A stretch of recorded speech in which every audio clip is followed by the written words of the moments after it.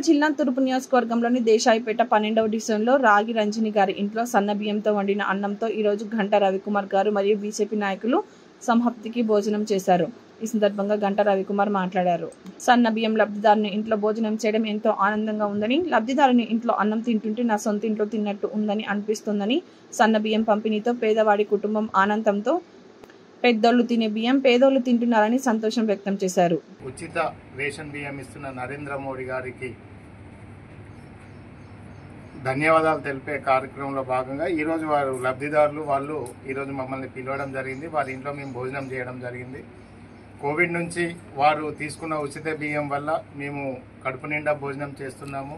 అదేవిధంగా నరేంద్ర మోడీ గారికి మీ ద్వారా భారతీయ జనతా పార్టీ వరంగల్ జిల్లా ద్వారా ప్రధానమంత్రికి నరేంద్ర మోడీ గారికి ధన్యవాదాలు చెప్పాలని వారు మమ్మల్ని పిలవడం జరిగింది.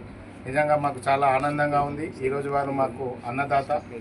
నిజంగా ప్రతి పేదవాడి ఆకలి తీర్చే ఈ ప్రధానమంత్రి గరీబ్ కళ్యాణ్ అన్న యోజన స్కీము నిజంగా అభినందనీయం.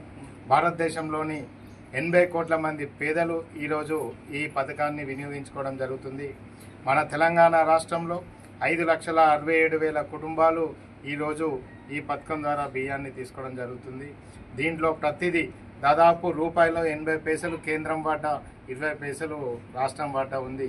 నిజంగా ఈరోజు నరేంద్ర మోడీ గారి వల్ల మేము ఈ లబ్ధిదారి ఇంట్లో మా ఆకలి తీర్చుకోవడం నిజంగా మాకు నరేంద్ర మోడీ గారు కల్పించిన అదృష్టంగా భావిస్తూ ఈరోజు లబ్ధిదారు వారు మాట్లాడతారు.